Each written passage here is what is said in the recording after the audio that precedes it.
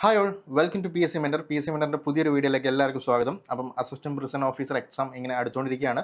നമ്മൾ ഒരുപാട് special ടോപ്പിക്കിൻ്റെ videos നിങ്ങൾക്ക് തന്നിട്ടുണ്ട്. അത് എന്തായാലും കാണുക. ഇനി അടുത്ത വീഡിയോ, പുതിയൊരു വീഡിയോ ആയിട്ട് നമ്മൾ ഇന്ന് വന്നിരിക്കുകയാണ്. ഓക്കെ, മനുഷ്യാവകാശ സംരക്ഷണ നിയമം മുൻവർഷ ചോദ്യങ്ങളാണ്.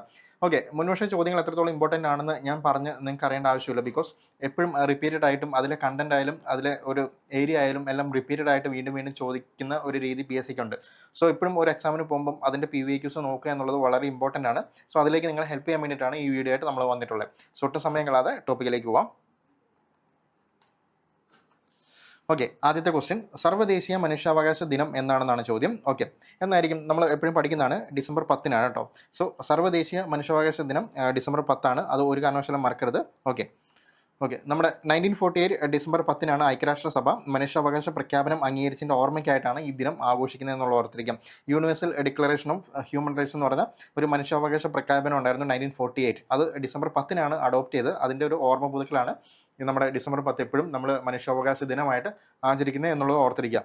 2005 മനുഷ്യാവകാശ ദിനത്തിൻ്റെ തീം എന്ന് പറയുന്നത് human rights and our everyday essential. ഇത് ചോദിക്കാൻ വളരെ പൊട്ടൻഷ്യൽ ഉള്ള ഒരു ഏരിയയാണ്. ബിക്കോസ് തീംസുകളും കാര്യങ്ങളും PSC എപ്പോഴും റിപ്പീറ്റഡ് ആയിട്ട് പല ഡേയ്സിൻ്റെയും ചോദിക്കാറുണ്ട്. സോ ഇവിടെ സ്പെഷ്യൽ ടോപ്പിക്ക് ഹ്യൂമൻ റൈറ്റ്സ് ആയതുകൊണ്ട് തന്നെ മിക്കവാറും അത് ചോദിക്കാനുള്ള ഒരു ചാൻസ് കാണുന്നുണ്ട്.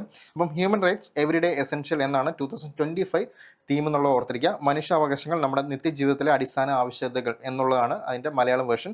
ഓക്കെ, അത് ജസ്റ്റ് ഒന്ന് ഓർമ്മയിൽ ഉണ്ടാവണം. അടുത്ത ക്വസ്റ്റിലേക്ക് പോകുന്നതിന് മുമ്പ് മെയിൻസ് ടാർഗറ്റിനെ കുറിച്ചൊരു കാര്യം പറഞ്ഞോട്ടെ. നമ്മൾ ഡിഗ്രി പ്രിലിംസ് ഇങ്ങനെ അടുത്തുകൊണ്ടിരിക്കുകയാണ്. അപ്പം നിങ്ങളെല്ലാവരും അതിൻ്റെ പ്രിപ്പറേഷനാണെന്നറിയാം.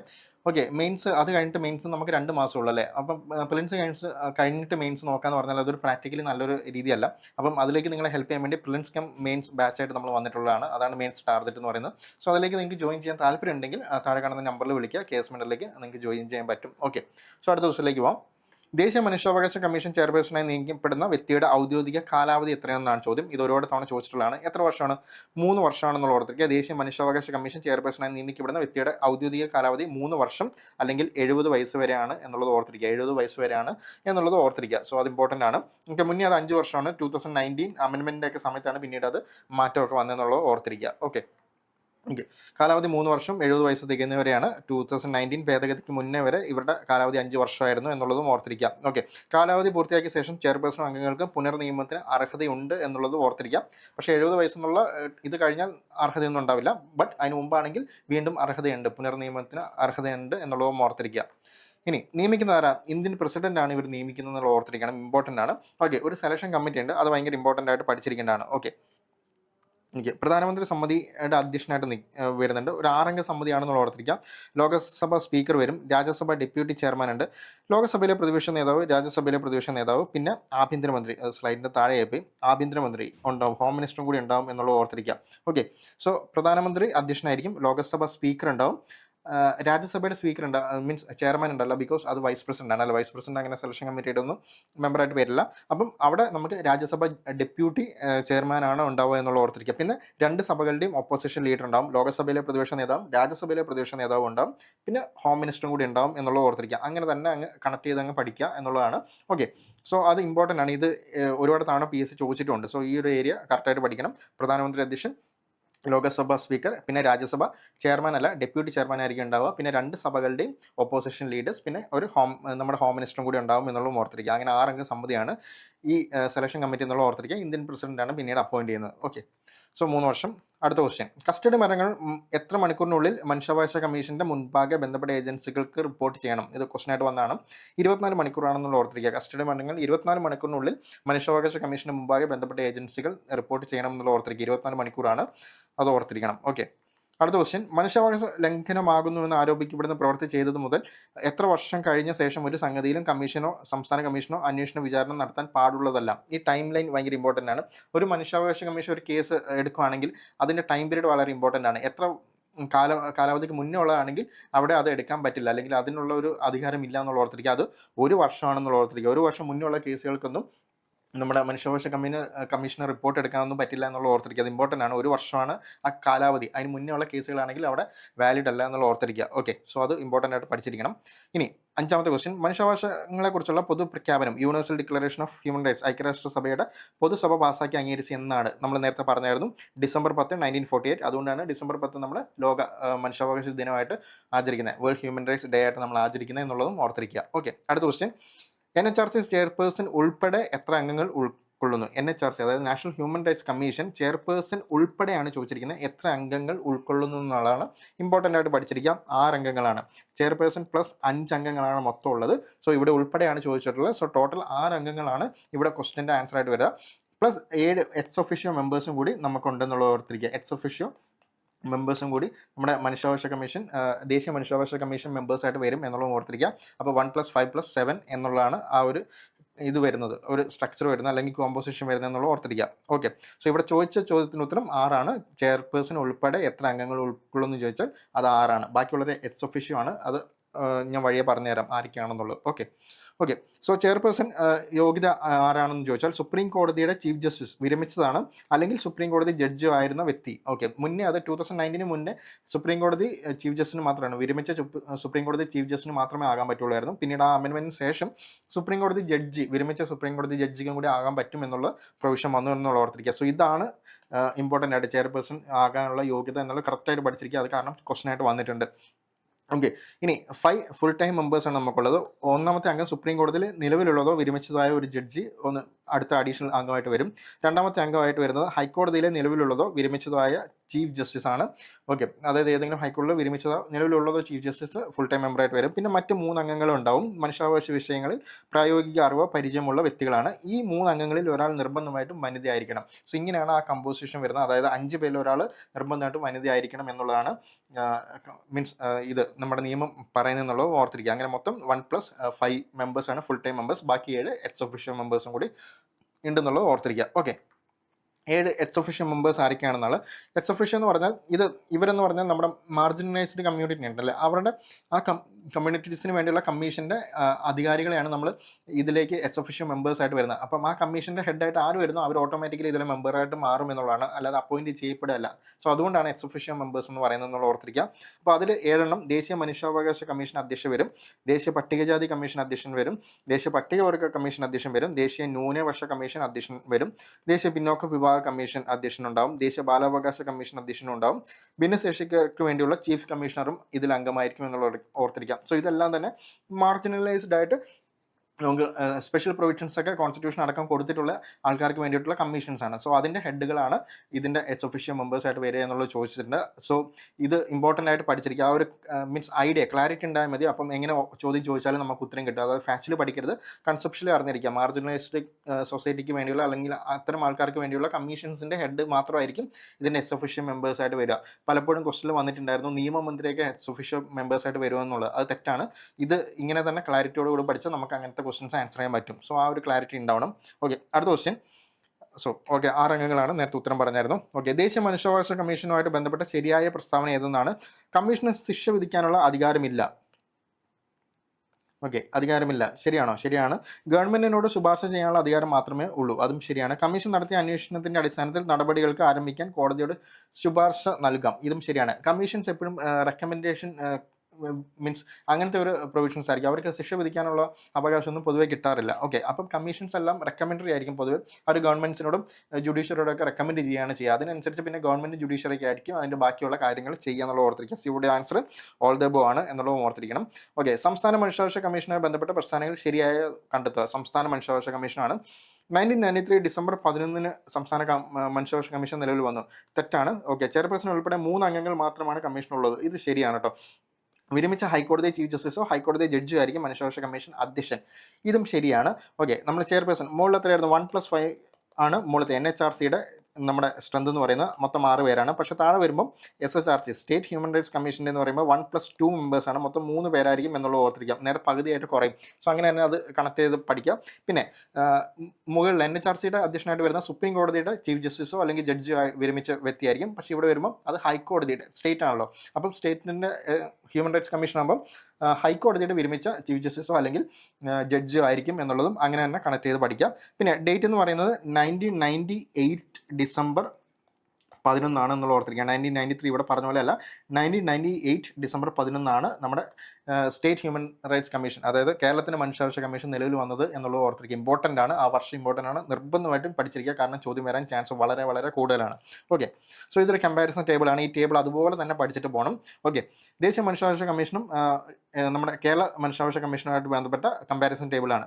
ദേശീയ NHRC വന്നത് 1993 ഒക്ടോബർ 12 കേരള മനുഷ്യാവകാശ കമ്മീഷൻ വന്നത് 1998 ഡിസംബർ 11 ഓർത്തിരിക്കുക. ഇനി NHRC ഹെഡ് ക്വാർട്ടേഴ്സ് എന്ന് പറയുന്നത് മാനവ് അധികാർ ഭവൻ എന്നാണ്, ന്യൂഡൽഹിയിലാണ്. ഇവിടെ നമ്മുടെ തിരുവനന്തപുരത്താണ് ഹെഡ് ക്വാർട്ടേഴ്സ്. മുകളിൽ ഞാൻ നേരത്തെ പറഞ്ഞായിരുന്നു 6 മെമ്പേഴ്സാണ്, ഇവിടെ 3 മെമ്പേഴ്സാണ്. സ്റ്റേറ്റ് ഹ്യൂമൻ റൈറ്റ്സ് കമ്മീഷനിൽ 3 മെമ്പേഴ്സാണെന്നുള്ള ഓർത്തിരിക്കുക. ഇവിടെ ഹൈക്കോടതി ചീഫ് ജസ്റ്റിസോ അല്ലെങ്കിൽ ഹൈക്കോടതി ജഡ്ജോ ആയിരിക്കും. മുകളിൽ ആരായിരിക്കും? ചീഫ് ജസ്റ്റിസ് അല്ലെങ്കിൽ സുപ്രീം കോടതി ജഡ്ജി ആയിരിക്കും എന്നുള്ള ഓർത്തിരിക്കുക. ഇവിടെ അപ്പോയിന്റ് ചെയ്യുന്നത് ഗവർണറാണ്. അവിടെ മുകളിലാണെങ്കിൽ ഇന്ത്യൻ പ്രസിഡന്റ് ആയിരിക്കും. 2 പേരുടെയും കാലാവധികൾ സെയിം ആണ്. 3 വർഷം 70 വയസ്സ് വരെയാണ് കാലാവധി എന്നുള്ള ഓർത്തിരിക്കുക. ഇനി നാഷണൽ ഹ്യൂമൻ റൈറ്റ്സ് കമ്മീഷന്റെ ആദ്യത്തെ chairman justice Ranganath Mishra, PSC ഒരുപാട് തവണ ചോദിച്ചിട്ടുള്ളതാണ്. ഇവിടെ ആണെങ്കിൽ ആരായിരിക്കും? ജസ്റ്റിസ് MM പരീത് പിള്ളയാണ്. ഇതും ഒരുപാട് തവണ ചോദിച്ചിട്ടുണ്ട്. സോ ആ 2 പേര് ഇമ്പോർട്ടൻ്റ് ആയിട്ട് പഠിച്ചിരിക്കാം. ഇപ്പോഴത്തെ കറന്റ് ഹെഡ് ആരൊക്കെയാണ്? ദേശീയ മനുഷ്യാവകാശ കമ്മീഷൻ കറന്റ് ഹെഡ് B രാമസുബ്രഹ്മണ്യാണ്. അതുപോലെ ഇവിടുത്തെ ആണെങ്കിൽ ജസ്റ്റിസ് അലക്സാണ്ടർ തോമസ് ആണ് എന്നുള്ള ഓർത്തിരിക്കുക. ഇതെല്ലാം ചോദ്യങ്ങളായിട്ട് വരാൻ പൊട്ടൻഷ്യൽ വളരെ കൂടുതലാണ്. സോ ഈ ടേബിൾ അതുപോലെ തന്നെ പഠിച്ചിട്ട് പോകുക. ഓക്കെ സോ ഇവിടെ റിമൂവൽ കൂടി ഒന്ന് അറിഞ്ഞിരിക്കണം. ഓക്കെ, 2 പേരെയും റിമൂവ് ചെയ്യാനുള്ള മീൻസ് അധികാരം എന്ന് പറയുന്നത് ഇന്ത്യൻ പ്രസിഡന്റാണ്. അപ്പോയിന്റ് ചെയ്യുന്നത് പ്രസിഡന്റും ഗവർണറും ഒക്കെയാണ്, പക്ഷേ റിമൂവ് ചെയ്യുന്നത് ഇന്ത്യൻ പ്രസിഡന്റ് മാത്രമാണെന്നുള്ള ഓർത്തിരിക്കുക. നീക്കം ചെയ്യുന്നത് ഇന്ത്യൻ പ്രസിഡന്റ് ആണ് എന്നുള്ളതും ഓർത്തിരിക്കുക. അത് ഇമ്പോർട്ടൻ്റ് ആയിട്ട് പഠിച്ചിരിക്കുക. ഓക്കെ, സോ അടുത്തേക്ക് പോവാം. ഓക്കെ, ദേശീയ മനുഷ്യാവകാശ കമ്മീഷനെ സംബന്ധിച്ച് ശരിയായ ഇതല്ലാത്തത് ഏതാണെന്ന് ചോദിച്ച്, അതായത് നോട്ട് കറക്റ്റ് ഏതാണെന്ന് ചോദിച്ച്, മനുഷ്യാവകാശങ്ങളെക്കുറിച്ചുള്ള ഉടമ്പടികളും മറ്റ് അന്താരാഷ്ട്ര നിയമങ്ങളും പഠിക്കാനും അവ ഫലപ്രദമായി നടപ്പിലാക്കാനുള്ള ശുപാർശകൾ നൽകാനുമുള്ള അധികാരം ഇതുണ്ട്. ഇന്ത്യയിലെ പൗരന്മാരെ മനുഷ്യാവകാശങ്ങളെക്കുറിച്ച് ബോധവൽക്കരിക്കാനുള്ള ചുമതല അതുകൊണ്ട് ദേശീയ മനുഷ്യാവകാശ കമ്മീഷന്റെ അധ്യക്ഷൻ മുൻ ചീഫ് ജസ്റ്റിസ്, മുൻ ഹൈക്കോടതി ചീഫ് ജസ്റ്റിസ്, മുൻ സുപ്രീം കോടതി ജഡ്ജി എന്നീ പദവികൾ വഹിച്ചിട്ടുള്ള വ്യക്തികളാവും. ശരിയാണോ? ഞാൻ നേരത്തെ പറഞ്ഞായിരുന്നു ഹൈക്കോടതി ചീഫ് ജസ്റ്റിസ് എവിടെയാണ്? സ്റ്റേറ്റ് ഹ്യൂമൻ റൈറ്റ്സ് കമ്മീഷൻ്റെ ഹെഡായിട്ടേ വരുള്ളൂ. അല്ലാതെ നാഷണൽ ഹ്യൂമൻ റൈറ്റ്സിൻ്റെ ഹെഡായിട്ട് വരണമെങ്കിൽ എന്താ അവിടെ വേണ്ടത്? സുപ്രീം കോടതി ചീഫ് ജസ്റ്റിസ് ആയിട്ട് വിരമിക്കണം, അല്ലെങ്കിൽ സുപ്രീം കോടതി ജഡ്ജിയായിട്ട് വിരമിക്കണം. ഇവർക്ക് മാത്രമേ പറ്റൂ. ഹൈക്കോടതിയായിട്ട് അവിടെ ഒരു ബന്ധം ഇല്ല എന്നുള്ള ഓർത്തിരിക്കുക. പക്ഷേ നമ്മുടെ കമ്മീഷൻ്റെ മെമ്പേഴ്സായിട്ട് വരുന്ന ഒരാൾ ഹൈക്കോടതി ചീഫ് ജസ്റ്റിസ് ആയിരിക്കും, നിലവിലുള്ളതോ അല്ലെങ്കിൽ വിരമിച്ചതോ. ചെയർമാൻ ഒരിക്കലും അല്ല എന്നുള്ള ഓർത്തിരിക്കുക. അങ്ങനെ തന്നെ പഠിച്ചിരിക്കണം. സോ അതാണ് ചോദിച്ചാൽ ഇത്ര ഡീപ്പായിട്ട് വേണമെങ്കിലും ചോദിക്കാം. പക്ഷേ ആ ക്ലാരിറ്റി ഉണ്ടെങ്കിൽ അത് കൃത്യമായിട്ട് നമുക്ക് ആൻസർ ചെയ്യാൻ പറ്റും. സോ ഇവിടെ ഉത്തരം വരുന്നത് ശരിയല്ലാത്ത ചോദ്യം ഏതാണെന്നാണ് ചോദ്യം. സോ C ആയിരിക്കും ഉത്തരം വരിക. പിന്നെ D എന്താ? മനുഷ്യാവകാശ മേഖലയിൽ ഗവേഷണം നടത്താനും പ്രോത്സാഹിപ്പിക്കാനുള്ള അധികാരം. ഇതും അവരുടെ ഒരു പവറായിട്ട് വരുന്നതാണ്. സോ C ആണ് ഇവിടെ ഉത്തരം എന്നുള്ള ഓർത്തിരിക്കുക. ഓക്കെ, അടുത്ത ക്വസ്റ്റ്യൻ, ദേശീയ മനുഷ്യാവകാശ കമ്മീഷന്റെ മുഖ്യ കാര്യനിർവഹണ ഉദ്യോഗസ്ഥൻ ആരാണ്? Okay, day to day activities ഒക്കെ ചെയ്യുന്ന ആരായിരിക്കും? ഒരു കമ്മിറ്റിയുടെ അല്ലെങ്കിൽ കമ്മീഷൻ്റെ ആരായിരിക്കും? സെക്രട്ടറി ജനറൽ ആണ് അല്ലേ? സോ അധ്യക്ഷനൊന്നും ആയിരിക്കില്ല, അല്ലെങ്കിൽ കമ്മീഷണർ ആയിരിക്കില്ല, ഉപാധ്യക്ഷനൊന്നും ആയിരിക്കില്ല. സെക്രട്ടറി ജനറൽ ആയിരിക്കും ഡേ ടു ഡേ കാര്യങ്ങളൊക്കെ. മുഖ്യ കാര്യനിർവഹണ ഉദ്യോഗസ്ഥനായിട്ട് അവിടെ പ്രവർത്തിക്കുക സെക്രട്ടറി ജനറൽ ആണ്. സോ അതുപോലെ തന്നെ പഠിച്ചിരിക്കുക. സോ ഇതിൻ്റെ എല്ലാത്തിൻ്റെയും അങ്ങനെ തന്നെയാണ് വരുന്നത് എന്നുള്ളത് ഓർത്തിരിക്കുക. ഓക്കെ, ഇനി ദേശീയ മനുഷ്യാവകാശ കമ്മീഷൻ അംഗങ്ങളെ ശുപാർശ ചെയ്യുന്ന കമ്മിറ്റിയുടെ ചെയർമാൻ ആരായിരിക്കും? നേരത്തെ പറഞ്ഞ 6 അംഗ കമ്മിറ്റിയാണെന്ന് ഞാൻ പറഞ്ഞായിരുന്നു അല്ലേ? 6 മെമ്പർ കമ്മിറ്റി ആയിരുന്നു. അതിൻ്റെ അധ്യക്ഷൻ ആരായിട്ടാണ് വരുന്നത്? അതിൻ്റെ അധ്യക്ഷൻ പ്രധാനമന്ത്രിയാണ് അല്ലേ? സോ ലോകസഭാ പ്രതിപക്ഷ നേതാവൊക്കെ അതിൽ അംഗമാണ്, ഉപരാഷ്ട്രപതി അംഗമല്ല എന്നുള്ള ഓർത്തിരിക്കുക. സോ അതും ഇമ്പോർട്ടൻ്റ് ആയിട്ടൊന്ന് പഠിച്ചിരിക്കണം. പ്രധാനമന്ത്രിയാണ് അധ്യക്ഷനായിട്ട് വരുന്ന ആ കമ്മിറ്റിയുടെ. ഓക്കെ, ഇനി താഴെ പറയുന്നതിൽ ദേശീയ മനുഷ്യാവകാശ കമ്മീഷനിൽ എക്സ് ഒഫീഷ്യോ മെമ്പർ അല്ലാത്തത് ആരാന്നാണ് ചോദ്യം. ഞാൻ പറഞ്ഞു 1+5+7 എക്സ് ഒഫീഷ്യോ മെമ്പേഴ്സാണ് നമ്മുടെ NHRC മെമ്പർ അല്ലെങ്കിൽ സ്ട്രെങ്ത് എന്ന് പറയുന്നത്. സോ ആ 7 മെമ്പേഴ്സ് നമ്മൾ കൃത്യമായിട്ട് പറഞ്ഞാൽ എങ്ങനത്തെ വിഭാഗക്കാരാണെങ്കിൽ എങ്ങനത്തെ അധ്യക്ഷന്മാരായിരിക്കും അവിടെ വരിക എന്നുള്ളത് കൃത്യമായിട്ട് ഞാൻ ക്ലാരിറ്റിയോട് കൂടി പറഞ്ഞു. സോ ഈ ക്വസ്റ്റ്യൻ നമുക്ക് എങ്ങനെ ആൻസർ ചെയ്യാൻ പറ്റും? ദേശീയ മനുഷ്യാവകാശ കമ്മീഷൻ ചെയർപേഴ്സൺ എന്തായാലും ഉണ്ടാവും. കേന്ദ്ര നിയമ വകുപ്പ് മന്ത്രി ഉണ്ടാവുമോ? ഇല്ല. കാരണം അതായത് മാർജിനലൈസ്ഡ് കമ്മ്യൂണിറ്റിക്ക് വേണ്ടിയുള്ള അല്ലെങ്കിൽ അവർക്ക് വേണ്ടിയിട്ടുള്ള കമ്മീഷൻസിൻ്റെ ഹെഡ് മാത്രമായിരിക്കും ഇതിലെ എസ് ഒഫീഷ്യോ മെമ്പേഴ്സായിട്ട് വരിക. അല്ലാതെ ഒരു മിനിസ്റ്ററും എസ് ഒഫീഷ്യോ ആയിട്ട് വരുന്നില്ല എന്നുള്ള ഓർത്തിരിക്കുക. പിന്നെ ദേശീയ പട്ടികവർഗ കമ്മീഷൻ ചെയർമാൻ വരുന്നുണ്ട്, ദേശീയ പട്ടികജാതി കമ്മീഷൻ ചെയർമാനും വരുന്നുണ്ട്. സോ പിന്നെ ബാക്ക്വേർഡ് കമ്മീഷൻ ചെയർമാൻ വരുന്നുണ്ട്, മൈനോറിറ്റി കമ്മീഷൻ ചെയർമാൻ വരുന്നുണ്ട്, ചിൽഡ്രൻസ് റൈറ്റ് കമ്മീഷൻ ചെയർമാൻ വരുന്നുണ്ട്, പിന്നെ ഡിസബിലിറ്റീസ് ചീഫ് കമ്മീഷണേഴ്സും വരുന്നുണ്ട്. സോ അങ്ങനെ മാർജിനലൈസ്ഡ് ആൾക്കാർക്ക് വേണ്ടിയിട്ടുള്ള കമ്മീഷൻസിൻ്റെ എല്ലാം അധ്യക്ഷൻ ഇവിടെ എക്സ് ഒഫീഷ്യോ ചെയർമാനായിട്ട് വരും എന്നുള്ളത് ഓർത്തിരിക്കുക. ഓക്കെ, ഇനി 1993 മനുഷ്യാവകാശ നിയമം അനുസരിച്ച് ദേശീയ മനുഷ്യാവകാശ കമ്മീഷൻ നിലവിൽ വന്നത് എന്നാണെന്നാണ് ചോദ്യം. എന്നായിരിക്കും? 1993 ഒക്ടോബർ 12-നാണ് നമ്മുടെ നാഷണൽ ഹ്യൂമൻ റൈറ്റ്സ് കമ്മീഷൻ നിലവിൽ വന്നത് എന്നുള്ള ഡേറ്റ് നിർബന്ധമായിട്ടും പഠിച്ചിരിക്കാം. കേരളത്തിൽ വരുമ്പോൾ അത് 1998 ഡിസംബർ 11-നാണ് നമ്മുടെ സംസ്ഥാന മനുഷ്യാവകാശ കമ്മീഷൻ നിലവിൽ വന്നത് എന്നുള്ളത് നിർബന്ധമായിട്ട് അങ്ങനെ തന്നെ പഠിച്ചിരിക്കുക. ഓക്കെ, മുകളിലത്തേത് 1993 ഒക്ടോബർ 12-നാണ് നിലവിൽ വന്നത് എന്നുള്ളത് നിർബന്ധമായിട്ട് പഠിച്ചിരിക്കണം. ഒരുപാട് തവണ ചോദിച്ചിട്ടുണ്ട്, ഇപ്പോഴും ചോദിക്കാൻ വളരെ സാധ്യത കൂടുതലാണ് എന്നുള്ളത് ഓർത്തിരിക്കുക. അടുത്ത്, ദേശീയ മനുഷ്യാവകാശ കമ്മീഷൻ ചെയർമാനെ നിയമിക്കാനുള്ള അധികാരം ആർക്കാണ്? രാഷ്ട്രപതിക്കാണ്. ഒരുപാട് തവണ പറഞ്ഞു, രാഷ്ട്രപതിക്കാണ്. ഒരു കാരണവശാലും ഇനി തെറ്റരുത്. ഓക്കെ, അടുത്ത്, സംസ്ഥാന മനുഷ്യാവകാശ കമ്മീഷൻ നിലവിൽ വന്നത് എന്നാണ്? ഞാൻ ഒരുപാട് തവണ ഇപ്പോൾ പറഞ്ഞിട്ടുണ്ട്. എന്നായിരിക്കും? 1998 ഡിസംബർ 11-നാണ്. ഓക്കെ, സോ അതിനി തെറ്റാൻ പാടില്ല. മുകളിലാകുമ്പോൾ 1993 ഒക്ടോബർ 12-നാണ് നാഷണൽ ഹ്യൂമൻ റൈറ്റ്സ് കമ്മീഷൻ നിലവിൽ വന്നത് എന്നുള്ളത് ഓർത്തിരിക്കുക. ഇവിടെ സ്റ്റേറ്റ് ഹ്യൂമൻ റൈറ്റ്സ് കമ്മീഷൻ വന്നിട്ടുള്ളത് ഡിസംബർ 11 1998 ആണ്. ഓക്കെ, 1998 എന്നുള്ളത് ഓർത്തിരിക്കുക. അടുത്ത്, സംസ്ഥാന മനുഷ്യാവകാശ കമ്മീഷനുമായിട്ട് ബന്ധപ്പെട്ട് താഴെ കൊടുത്തിരിക്കുന്നതിൽ ശരിയായ പ്രസ്താവന ഏതെന്നാണ്? സംസ്ഥാന മനുഷ്യാവകാശ കമ്മീഷൻ ശരിയായ പ്രസ്താവന. ഈ ക്വസ്റ്റ്യൻസിലെ വേർഡ് ഭയങ്കര ഇമ്പോർട്ടൻ്റ് ആണ്. എല്ലാം ശ്രദ്ധിച്ച് തന്നെ മാർക്ക് ചെയ്തിട്ട് വേണം ക്വസ്റ്റ്യൻ ആൻസറിലേക്ക് അല്ലെങ്കിൽ ഓപ്ഷനിലേക്ക് പോകാൻ എന്നുള്ള ഓർത്തിരിക്കാം. അംഗങ്ങളുടെ കാലാവധി 5 വർഷമോ അല്ലെങ്കിൽ 70 വയസ്സോ ഇതിൽ ഏതാണോ ആദ്യം? ശരിയാണോ? തെറ്റാണല്ലേ? 5 വർഷമല്ല, 3 വർഷമാണ്. ഇപ്പം 3 വർഷം അല്ലെങ്കിൽ 70 വയസ്സാണ് ഇപ്പോഴത്തെ കാലാവധി എന്നുള്ള ഓർത്തിരിക്കുക. കമ്മീഷൻ അംഗങ്ങളെ നിയമിക്കുന്നതും നീക്കം ചെയ്യുന്നതും ഗവർണറാണ്. തെറ്റാണ്. നിയമിക്കുന്നത് ഗവർണറാണ്, നീക്കം ചെയ്യുന്നത് ഞാൻ നേരത്തെ പറഞ്ഞു നാഷണൽ ഹ്യൂമൻ റൈറ്റ്സ് കമ്മീഷൻ ആയാലും സ്റ്റേറ്റ് ഹ്യൂമൻ റൈറ്റ്സ് കമ്മീഷൻ ആയാലും നീക്കം ചെയ്യുന്നത് പ്രസിഡന്റാണ്, ഇന്ത്യൻ പ്രസിഡന്റാണ് നീക്കം ചെയ്യുന്നത് എന്നുള്ള ഓർത്തിരിക്കാം. സോ ഇതും തെറ്റാണ്. അംഗങ്ങളെ തിരഞ്ഞെടുക്കുന്ന കമ്മിറ്റിയിൽ നിയമസഭാ സ്പീക്കർ അംഗമാണ്. ശരിയല്ലേ? മുകളിൽ ആരൊക്കെ ആയിരിക്കും? മുകളിൽ 6 മെമ്പേഴ്സ് ആണ് എന്നുള്ള ഓർത്തിരിക്കുക. അപ്പോൾ താഴെ ആരൊക്കെ വരും? താഴെ ആരാ വരിക? CM ആയിരിക്കും അതിൻ്റെ അധ്യക്ഷനായിട്ട് വരുന്നത്. PM ആണ് മുകളിൽ അധ്യക്ഷനായിട്ട് വരുന്നത്. ഇവിടെ ചീഫ് മിനിസ്റ്റർ അല്ലെങ്കിൽ മുഖ്യമന്ത്രി ആയിരിക്കും. പിന്നെ ആരാ? ഹോം മിനിസ്റ്റർ ഉണ്ടാവും. പിന്നെ ആരായിരിക്കും? സ്പീക്കർ ഉണ്ടാവും. മുകളിൽ ലോക്സഭ സ്പീക്കർ ഉണ്ടെങ്കിൽ ഇവിടെ നിയമസഭ സ്പീക്കർ എന്തായാലും ഉണ്ടാവും അല്ലേ? പിന്നെ മുകളിൽ ആരാ ഉള്ളത്? ലോക്സഭയിലെ ഒപ്പോസിഷൻ ലീഡർ ഉണ്ടാവും. അങ്ങനെ ആകുമ്പോൾ ഇവിടെ നിയമസഭയിലെ ഒപ്പോസിഷൻ ലീഡറും കൂടി ഉണ്ടാവും. ലീഡർ ഓഫ് ഒപ്പോസിഷൻ നിയമസഭയും കൂടി ഇവിടെ ഉണ്ടാവും എന്നുള്ളത് ഓർത്തിരിക്കുക. പിന്നെ ഇവിടെ നമുക്ക് രാജ്യസഭ അല്ലെങ്കിൽ അധോസഭയൊന്നും നമുക്കില്ല, അല്ലെങ്കിൽ അപ്പർ ഹൗസ് ഒന്നും നമുക്കില്ല എന്നുള്ളത് നമുക്കറിയാം. സോ ലെജിസ്ലേറ്റീവ് കൗൺസിലൊന്നും നമുക്കില്ല. സോ അതുകൊണ്ട് അത് വിടാം. So CM, home minister, speaker and leader of opposition, അങ്ങനെ 4 പേരായിരിക്കും ഇവിടെ ഉണ്ടാവുക. ആരൊക്കെയാണ് ഇവിടെ ഇല്ലാത്തത്? രാജ്യസഭയുടെ ഡെപ്യൂട്ടി ചെയർമാനായിട്ട് ഇവിടെ ലെജിസ്ലേറ്റീവ് കൗൺസിൽ ചെയർമാനൊന്നും ഉണ്ടാവില്ല. അതുപോലെ രാജ്യസഭയുടെ ഒപ്പോസിഷൻ ലീഡറുകളിൽ ലെജിസ്ലേറ്റീവ് കൗൺസിലിൻ്റെ ഒപ്പോസിഷൻ ലീഡറും ഇവിടെ ഉണ്ടാവില്ല. ബാക്കി 4 പേരും ഇവിടെയും ഉണ്ട് എന്നുള്ളത് ഓർത്തിരിക്കുക. സോ ഇവിടെ സ്പീക്കർ അംഗമാണെന്ന് ഉള്ള ഉത്തരം, അതായത് മൂന്നാമത്തെ സ്റ്റേറ്റ്മെൻറ്റോട് ശരിയായിട്ട് അംഗങ്ങൾക്ക് നിയമനത്തിന് അർഹതയില്ല. ഇതും തെറ്റാണ്. ഞാൻ നേരത്തെ പറഞ്ഞായിരുന്നു അർഹതയുണ്ടെന്നാണ്, പക്ഷേ ഏജ് ലിമിറ്റ് കൃത്യമായിട്ട് അവിടെ പാലിക്കപ്പെടണം. സോ ഇവിടെ എന്താ ശരിയായതാണ് ചോദിച്ചിരിക്കുന്നത്. അപ്പോൾ 1 മാത്രമാണ് ഇവിടെ ശരി എന്നുള്ള ഓർത്തിരിക്കുക. 1 മാത്രമാണ് ഇവിടെ ശരി. മൂന്നാമത്തെ സ്റ്റേറ്റ്മെൻറ്റ് മാത്രമാണ് ഇവിടെ ശരി എന്നുള്ള ഓർത്തിരിക്കുക. സോ ഇതിൽ ഏതൊക്കെയാണ് തെറ്റെന്നുള്ളത് കൃത്യമായിട്ട് അറിഞ്ഞിരിക്കണം. അത് അതുപോലെ തന്നെ പഠിച്ചിട്ട് പോവുക. വീണ്ടും ചോദിക്കാൻ സാധ്യത വളരെ കൂടുതലാണ്. ഇനി അടുത്ത്, ദേശീയ മനുഷ്യാവകാശ കമ്മീഷൻ അംഗങ്ങളെ നിയമിക്കുന്ന പ്രക്രിയയിൽ പങ്കാളികളാകുന്നവർ ആരൊക്കെയാണെന്നാണ് ചോദ്യം. ആരൊക്കെയായിരിക്കും നാഷണൽ ഹ്യൂമൻ റൈറ്റ്സ് കമ്മീഷൻ മെമ്പേഴ്സിനെ അപ്പോയിൻറ്റ് ചെയ്യുന്നതിൽ പങ്കാളികളാകുന്ന വ്യക്തികൾ ആരൊക്കെയായിരിക്കും? മീൻസ് സെലക്ഷൻ കമ്മിറ്റി അല്ല ചോദിച്ചാൽ ഓവറോൾ ആ പ്രോസസ്സിൽ ആരൊക്കെയായിരിക്കും മെമ്പേഴ്സ് എന്നുള്ളതാണ് ചോദ്യം. പ്രധാനമന്ത്രി അല്ലേ? സെലക്ഷൻ കമ്മിറ്റിയുടെ അധ്യക്ഷൻ പ്രധാനമന്ത്രിയാണ്. രാഷ്ട്രപതി അപ്പോയിൻറ്റ് ചെയ്യുന്ന ആളാണെന്നുള്ള അറിയാം. കേന്ദ്ര ആഭ്യന്തരമന്ത്രി നമ്മുടെ സെലക്ഷൻ കമ്മിറ്റിയിലെ ഒരു മെമ്പറാണെന്നുള്ള ഓർത്തിരിക്കുക. സോ കേന്ദ്ര നിയമമന്ത്രി ഇവിടെ ഇതിനകത്ത് വരില്ല, ഈ പ്രോസസ്സിൽ ഇല്ല എന്നുള്ള ഓർത്തിരിക്കുക. സോ ഏതായിരിക്കും ഉത്തരം വരിക? 1, 2, 4 A ആണ് ഉത്തരം വരുന്നത്. 1, 2, 4 മാത്രമാണ് ഈ പ്രോസസ്സിൽ, അതായത് നാഷണൽ ഹ്യൂമൻ റൈറ്റ്സ് കമ്മീഷൻ അംഗങ്ങളെ നിയമിക്കുന്ന പ്രോസസ്സിൽ ഉൾപ്പെടുന്നത് എന്നുള്ള ഓർത്തിരിക്കുക. കേന്ദ്ര നിയമമന്ത്രിക്ക് അതിനകത്ത് ഒരു ജോലിയും ഇല്ല എന്നുള്ളതും ആലോചിക്കുക അല്ലെങ്കിൽ ഓർത്ത് വെക്കുക. ഓക്കെ, സോ അടുത്ത ക്വസ്റ്റ്യൻ, കേരള സംസ്ഥാന മനുഷ്യാവകാശ കമ്മീഷനിൽ മെമ്പറായി നിയമിക്കപ്പെടുന്ന വ്യക്തിയുടെ അധികാര കാലയളവ് എത്രയെന്നാണ്? ഏതായിരിക്കും അധികാര കാലയളവ്? നമ്മൾ എപ്പോഴും പറഞ്ഞിട്ടുണ്ട് കേരള സംസ്ഥാന മനുഷ്യാവകാശ കമ്മീഷൻ മെമ്പറായി നിയമിക്കപ്പെടുന്ന കാലാവധി എത്ര? 3 വർഷം കാലയളവാണ്. പുനർനിയമന യോഗ്യതയുണ്ട് എന്നുള്ള ഓർത്തിരിക്കുക. സോ ആണ് ഇവിടെ ഉത്തരം വരുന്നത്.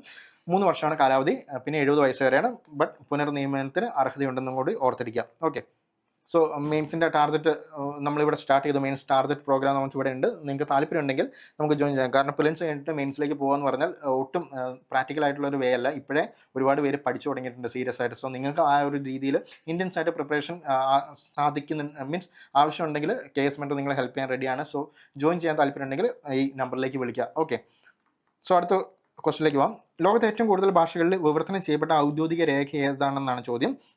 അന്താരാഷ്ട്ര മനുഷ്യാവകാശ പത്രികയാണെന്നുള്ള ഓർത്തിരിക്കുക. അന്താരാഷ്ട്ര മനുഷ്യാവകാശ പത്രികയാണ് ലോകത്തെ ഏറ്റവും കൂടുതൽ ഭാഷകളിൽ വിവർത്തനം ചെയ്യപ്പെട്ട ഔദ്യോഗിക രേഖ എന്നുള്ളത് ഓർത്തിരിക്കുക. ഓക്കെ, സോ അടുത്ത ദേശീയ മനുഷ്യാവകാശ കമ്മീഷൻ വാർഷിക പ്രത്യേക റിപ്പോർട്ടുകൾ ആർക്കാണ് സമർപ്പിക്കുന്നത്? അത് കേന്ദ്ര സംസ്ഥാന സർക്കാരുകൾക്കാണ് സമർപ്പിക്കുന്നത് എന്നുള്ള ഓർത്തിരിക്കും. ദേശീയ മനുഷ്യാവകാശ കമ്മീഷൻ വാർഷിക പ്രത്യേക റിപ്പോർട്ടുകൾ ആർക്കാണ് സമർപ്പിക്കുന്നതെന്ന് ചോദിച്ചാൽ കേന്ദ്ര സംസ്ഥാന സർക്കാരുകൾക്കാണ് എന്നുള്ള ഓർത്തിരിക്കാം.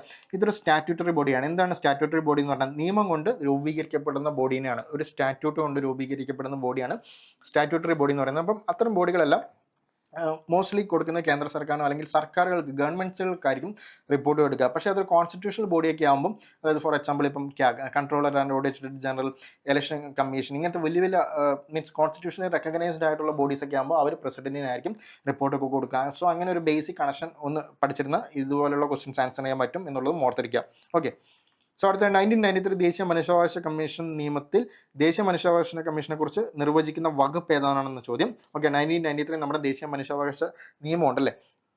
സോ അതിൻ്റെ മീൻസ് ഏത് സെഷനിലാണ് നമ്മുടെ മനുഷ്യാവകാശ കമ്മീഷനെ കുറിച്ച് നിർവചിക്കുന്ന വകുപ്പ് ഏതാണെന്നാണ് ചോദ്യം.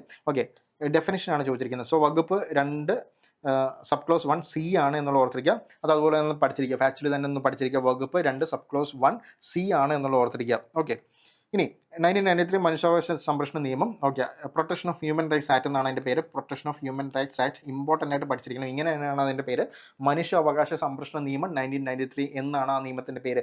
അത് നീ ചോദിച്ചിട്ടുണ്ട് ആ നിയമത്തിൻ്റെ പേരെന്താണ്. അപ്പം പല പല ഓപ്ഷൻസ് ഒക്കെ വരുമ്പോൾ നമുക്ക് കൺഫ്യൂഷൻ വരാം. ഇപ്പം ഇങ്ങനെ തന്നെ പഠിച്ചിരിക്കുക, മനുഷ്യാവകാശ സംരക്ഷണ നിയമം അല്ലെങ്കിൽ protection of human rights act എന്നാണ് ആക്ടിൻ്റെ കറക്റ്റ് പേരെന്നുള്ള ഓർത്തിരിക്കുക. പ്രാബല്യത്തിൽ വന്ന് 1993 സെപ്റ്റംബർ 28 ഒരു ഓർഡിനൻസ് വഴിയാണ് ഇത് നിലവിൽ വന്നതെന്നുള്ള ഓർത്തിരിക്കുക. പിന്നീട് ഡിസംബർ സമയത്തൊക്കെയാണ് ഇത് പാസ്സാക്കിയെടുത്തത്. പക്ഷേ അതിന് മുന്നേ തന്നെ നമ്മുടെ നാഷണൽ ഹ്യൂമൻ റൈറ്റ്സ് കമ്മീഷനൊക്കെ ഫോം ചെയ്തു. 1993 ഒക്ടോബർ 12 ദേശീയ മനുഷ്യാവകാശ കമ്മീഷൻ ഫോർമേഷൻ നടന്നിട്ടുണ്ടായിരുന്നു. ഇത് ഇമ്പോർട്ടൻ്റ് ആണ്, ഈ ഡേറ്റുകളെല്ലാം ഇമ്പോർട്ടൻ്റ് ആണ്. 1993 സെപ്റ്റംബർ 28 ഇത് നിലവിൽ വന്ന ഓർഡിനൻസ് ആയിട്ടാണ് നിലവിൽ വന്നത്. പിന്നീട് ആക്ട് ആയിട്ട് മാറുകയാണ് ചെയ്തത്. Okay, so October 12 1993 national human rights commission ഇത് പ്രകാരം രൂപീകരിക്കപ്പെട്ടെന്നുള്ള ഓർത്തിരിക്കാം. രാഷ്ട്രപതിയുടെ അസന്റ് ലഭിച്ചത് പിറ്റേ വർഷം 1994 ജനുവരി 8 അത് നിയമം പാസ്സാക്കിയതിന് ശേഷം അസന്റ് ഒക്കെ കിട്ടിയത് 1994 ജനുവരി 8 ഇതങ്ങനെ ചോദിച്ച് കണ്ടില്ല, പക്ഷേ ഒന്ന് ഓർത്തിരുന്നു. ഈ 2 ഡേറ്റുകളും ചോദിച്ചിട്ടുണ്ട്. സോ അത് നിർബന്ധമായിട്ടൊന്ന് പഠിച്ചിരിക്കാം. ഓക്കെ, അധ്യായങ്ങൾ 8 അധ്യായങ്ങളാണുള്ളത്. 43 സെഷൻസ് ഉണ്ട്. NHRCയുടെ രൂപീകരണമായിട്ട് ബന്ധപ്പെട്ട സെക്ഷൻ 3 അധ്യായം 2 സെക്ഷൻ 3 നാഷണൽ ഹ്യൂമൻ റൈറ്റ്സ് കമ്മീഷൻ്റെ രൂപീകരണമായിട്ട് ബന്ധപ്പെട്ട സെഷൻ എന്നുള്ള ഓർത്തിരിക്കാം. സ്റ്റേറ്റ് ഹ്യൂമൻ റൈറ്റ്സ് കമ്മീഷൻ്റെ രൂപീകരണമായിട്ട് ബന്ധപ്പെട്ട സെക്ഷൻ 21 അധ്യായം 5 സെക്ഷൻ 21 എന്നുള്ളതും ഓർത്തിരിക്കുക. സോ സെഷൻ 3ഉം 21ഉം കൃത്യമായിട്ട് തന്നെ പഠിച്ചിരിക്കണം. ഈ ഒരു PDF ഞാൻ ടെലിഗ്രാം ചാനലിൽ തരുന്നതായിരിക്കും. So PSC mentor, KS mentor Telegram channel subscribe ചെയ്തിട്ടുണ്ടെങ്കിൽ ഒന്ന് ചെയ്യുക, ജോയിൻ ചെയ്യുക. അതിലേക്ക് നമ്മൾ ഈ PDF അപ്ലോഡ് ചെയ്യുന്നതായിരിക്കും. സോ അതിനുവേണ്ടി നിങ്ങൾ ടെൻഷൻ ആവേണ്ട. സോ അത് നമ്മൾ നിങ്ങൾക്ക് തരുന്നതായിരിക്കും. ഓക്കെ, സോ ഉത്തരം വരുന്നത് 2 സബ് ക്ലോസ് 1 C ആണ് എന്നുള്ള ഓർത്തിരിക്കുക. അടുത്ത ക്വസ്റ്റ്യൻ, 1993 ദേശീയ മനുഷ്യാവകാശ നിയമപ്രകാരം ദേശീയ മനുഷ്യാവകാശ കമ്മീഷൻ അധ്യക്ഷ പദവി വഹിക്കുന്നത് ആരാണ്? സോ ഇവിടെ ഈ ചോദ്യത്തിന് ഒരു കൺഫ്യൂഷൻസ് ഉണ്ട്. സോ ഇതിൻ്റെ ഉത്തരമായിട്ട് വന്നത് സുപ്രീം കോടതി മുൻ ചീഫ് ജസ്റ്റിസ് ആണ്. പക്ഷേ ഈ 2 ഓപ്ഷനും ഇതിനകത്ത് വരുമെന്നുള്ള ഓർത്തിരിക്കുക. മനുഷ്യാവകാശ കമ്മീഷൻ അധ്യക്ഷ പദവി ആരാണ് വഹിക്കുന്നതെന്നുള്ള ആണ് ചോദ്യം. ആരായിരിക്കും? സുപ്രീം കോടതി മുൻ ചീഫ് ജസ്റ്റിസും വരും വിരമിച്ച്, അല്ലെങ്കിൽ സുപ്രീം കോടതി ജഡ്ജിയും 2 പേർക്കും വരാൻ 2019 അമെൻമെൻറ്റിൽ പ്രകാരം അങ്ങനെ വരാം. ഓക്കെ, പക്ഷേ 1993 ആക്ടിൻ്റെ വന്ന സമയത്ത് അത് സുപ്രീം കോടതി മുൻ ചീഫ് ജസ്റ്റിസ് മാത്രമായിരുന്നു അധികാരം വിരമിച്ച. പക്ഷേ ഇപ്പം 2019 അമെൻമെൻറ്റിന് ശേഷം സുപ്രീം കോടതി വിരമിച്ച ജഡ്ജിക്കും ആവാൻ പറ്റുമെന്നുള്ള ഓർത്തിരിക്കുക. ഹൈക്കോടതി ജഡ്ജിക്കൊന്നും ആവാൻ പറ്റില്ല, അങ്ങനെയും ചോദിച്ചിട്ടുണ്ട്. സോ അത് ക്ലാരിറ്റിയോടുകൂടെ ഓർത്തിരിക്കുക. ബിക്കോസ് ഹൈക്കോടതി ജഡ്ജിയോ അല്ലെങ്കിൽ ഹൈക്കോടതി ചീഫ് ജസ്റ്റിസിന് ആവാൻ പറ്റുന്ന എവിടെയാണ്? നമ്മുടെ ഇവിടെയാണ്, മീൻസ് സ്റ്റേറ്റിൻ്റെ ഹ്യൂമൻ റൈറ്റ്സ് കമ്മീഷൻ ചെയർമാനായിട്ടാണ് എന്നുള്ള ഓർത്തിരിക്കുക. ഓക്കെ, പക്ഷേ നാഷണൽ ഹ്യൂമൻ റൈറ്റ്സ് കമ്മീഷൻ്റെ ഒരു മെമ്പറായിട്ട് ഏതെങ്കിലും ഹൈക്കോടതിയുടെ നിലവിലുള്ള ചീഫ് ജസ്റ്റിസിനൊക്കെ വരാം എന്നുള്ള ഓർത്തിരിക്കുക. പക്ഷേ അധ്യക്ഷ പദവിയിലേക്ക് വരുന്ന സുപ്രീം കോടതി ചീഫ് ജസ്റ്റിസ് വിരമിച്ച അല്ലെങ്കിൽ സുപ്രീം കോടതി ജഡ്ജിക്കോ ആണെന്നുള്ളത് ഓർത്തിരിക്കുക. ഇവിടെ ചോദിച്ചത് 1993 സമയത്തെയാണ്. 2019 ശേഷം അവിടെ മാറ്റം ഉണ്ടെന്നുള്ളതും ഓർത്തിരിക്കുക. ഓക്കെ, അടുത്തത്, സംസ്ഥാന മനുഷ്യാവകാശ കമ്മീഷൻ ചെയർപേഴ്സൻ്റെയും അംഗങ്ങളുടെ നിയമനം ഗവർണർ നടത്തുന്നതിന് ശുപാർശ ചെയ്യേണ്ട കമ്മിറ്റിയിൽ അംഗമല്ലാത്ത വ്യക്തി ചുവടെ പറയുന്നതിൽ ആരാണെന്നാണ് ചോദ്യം. സംസ്ഥാന മനുഷ്യാവകാശ, ഞാൻ നേരത്തെ പറഞ്ഞു ആരൊക്കെയായിരിക്കും? CM വരും അല്ലേ. മുകളിലുള്ള PM പോലെ ഇവിടെ CM ആയിരിക്കും, മുഖ്യമന്ത്രി ആയിരിക്കും അധ്യക്ഷനായിട്ട് വരുന്നത്. പിന്നെ ആരാ? ഹോം മിനിസ്റ്റർ വരും. മുകളിൽ ഹോം മിനിസ്റ്റർ ഉണ്ട്. സോ പിന്നെ ആരാ വരുന്നത്? സ്പീക്കർ ഉണ്ടാവും അല്ലേ. മുകളിൽ ലോക്സഭാ സ്പീക്കർ ഉണ്ട്, രാജ്യസഭ ഡെപ്യൂട്ടി ചെയർമാൻ ഉണ്ടാവും. സോ അതുകൊണ്ട് ഇവിടെ സ്പീക്കർ ഉണ്ടാവും. പിന്നെ ആരാ?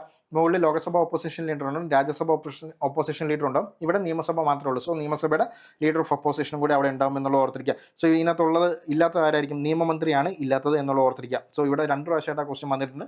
സോ ഇതിന് തെറ്റാൻ പാടില്ല. മുഖ്യമന്ത്രിയും പ്രതിപക്ഷ നേതാവും നിയമസഭാ സ്പീക്കറൊക്കെ ഇതിനകത്ത് മെമ്പറായിട്ട് വരും എന്നുള്ളതും ഓർത്തിരിക്കുക. ഓക്കെ, സോ അടുത്ത ക്വസ്റ്റ്യൻ, മനുഷ്യാവകാശ കമ്മീഷൻ്റെ കാര്യക്ഷമമായ നിർവഹണത്തിന് ഏത് റാങ്കിൽ കുറയാത്ത പോലീസ് ഓഫീസറാണ് സെക്ഷൻ 27 പ്രകാരം നിയോഗിക്കേണ്ടത്? ഓർത്തിരിക്കുക. IG ആണ്, ഇൻസ്പെക്ടർ ജനറൽ ലെവലുള്ള പോലീസ് ഓഫീസറാണ് 27 പ്രകാരം മീൻസ് നിയോഗിക്കേണ്ടത് എന്നുള്ള ഓർത്തിരിക്കുക. IG ആണെന്നുള്ള ഓർത്തിരിക്കുക.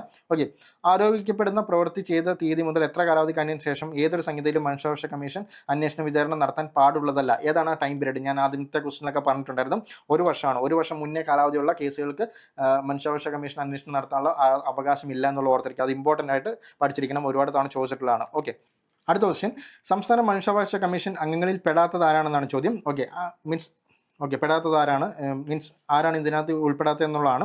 ഓക്കെ, ഒരു ഹൈക്കോടതി ചീഫ് ജസ്റ്റിസ് ആയിരുന്ന വ്യക്തി, മീൻസ് അങ്ങനെയുള്ള ഒരാൾ എന്തായാലും മനുഷ്യാവകാശ കമ്മീഷൻ ചെയർപേഴ്സൺ ആവാനുള്ള ഇതുണ്ട്, റൈറ്റ് ഉണ്ട് അല്ലേ? State human rights commission chairperson ആയിട്ട് വരാനുള്ള എന്താ പറയുക മീൻസ് യോഗ്യത എന്ന് പറയുന്നത് ഒരു ഹൈക്കോടതി ചീഫ് ജസ്റ്റിസ് ആയിരുന്ന വ്യക്തിക്ക് യോഗ്യത ഉണ്ടെന്നുള്ള ഓർത്തിരിക്കുക. സോ അത് മീൻസ് അദ്ദേഹം വരും എന്നുള്ള ഓർത്തിരിക്കാം.